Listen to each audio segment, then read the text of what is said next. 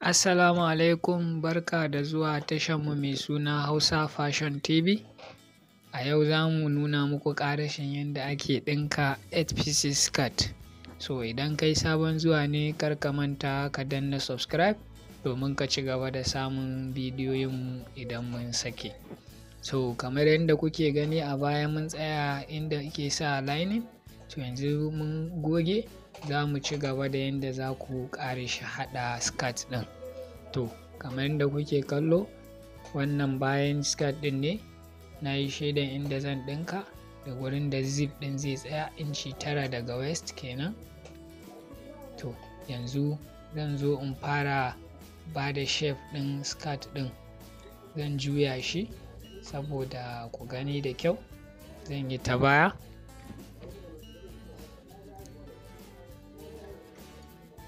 To kamar yadda kuke gani, waist ɗinta 32 ne.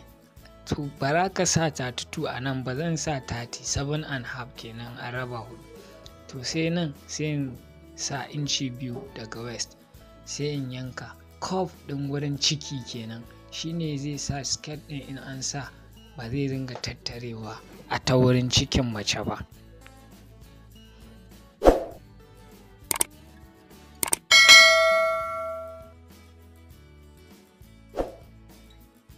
To yanzu zan auna asalin waist ɗin 32, in an raba hudu zai bada 8 kenan. So daga waist zuwa wurin hips ɗin inci 9, sai hips ɗinta 38 ne. To 9.5 in an raba hudu kenan, sai in haɗa shi in ba da cuff ɗin da in haɗa shi da waist.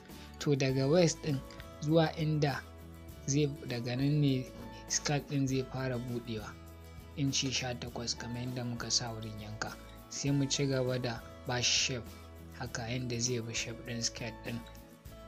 Ga allowance ɗinmu nan kuna kallo da muka bari. To daga nan sai ka buɗe shi haka. To bayan nan sai ka ninka, ka juya ka ninke shi haka, sai ta yadda chalk ɗin zai shafi ɗayan gefen, ka samu inda za ka ɗinka accurate ba tare da ka samu mistake ba. Sai ka bubbuga haka, chalk ɗin zai fito a ɗayan gefen.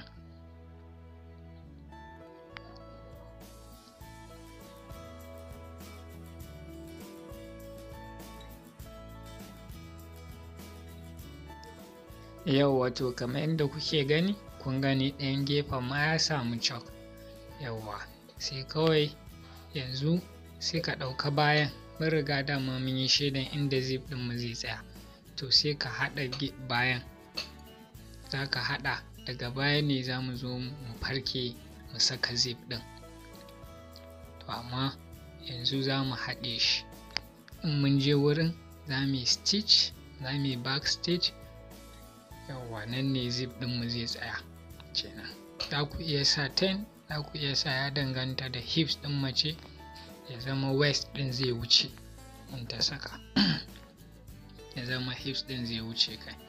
So sai ku ci gaba, kar ku manta akwai cuff a ta wurin hips ɗin. Tun wurin yanka mun yanka shi, to a nan ba za ku gan shi da kyau ba, amma tun wurin yanka ya riga mun fitar da shi. Yawwa, to yanzu mun haɗe bayan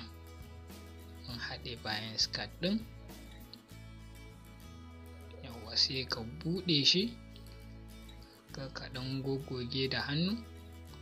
Kuma kana da lokaci za ka iya ma tashi ka je kan tebur kai iron ɗin shi, ya fi kyau. Saboda ɗinkin mata shi aiki ne wanda yake so ana yin shi ana iron, ba wai a zuwa ce wai sai an gama aiki ba zai taɓa kyau ba. To kun ga cuff ɗin hips ɗin ko ya fito, bai tafi straight ba, ya wannan akwai ɗan cuff ɗin hips a wurin. Yawa, to yanzu sai ka ɗauko ɗayan, ka ɗauko gaban ka shimfiɗa, ka daidaita shi da bayan, sai ka ɗinka.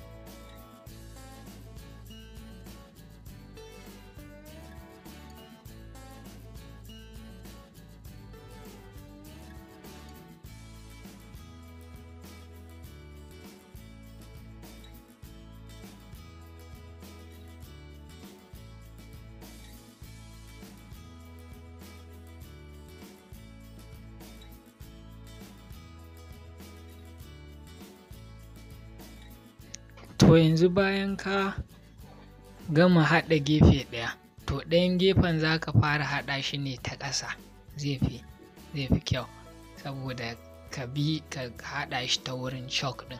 To sai ka je daga daidai inda shape ɗin chalk ɗin ya tsaya, sai ka fara ta nan. Bayan ka gama ne za ka zo ka ƙare shi sauran ƙasan kenan. To sai ka bi shi kamar yadda zanen yake, ka ɗinka.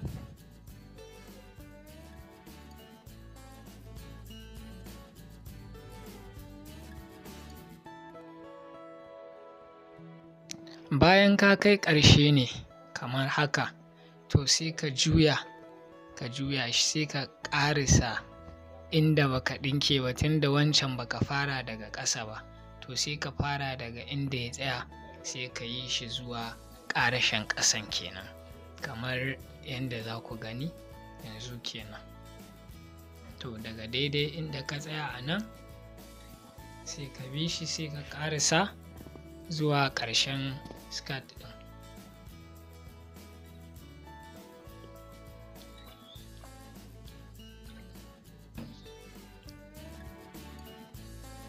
To yanzu abin da za mu yi bayan mun gama haɗawa, za mu yanka, za mu yi notching ɗin daidai inda daga skirt ɗin ya shiga ya fara ba da shape kenan, ya buɗe ta ƙasa, za mu yi notching mu ɗan yanka saboda shape ya fito.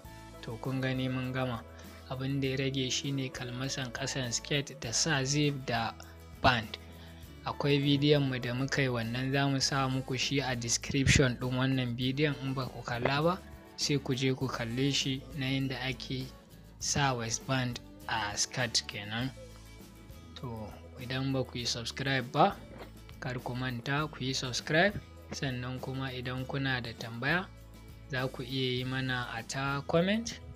Sannan ku yi liking kuma ku yi sharing da 'yan uwanku, shine zai nuna mana kuna jin daɗin abin da muke yi. Mun gode.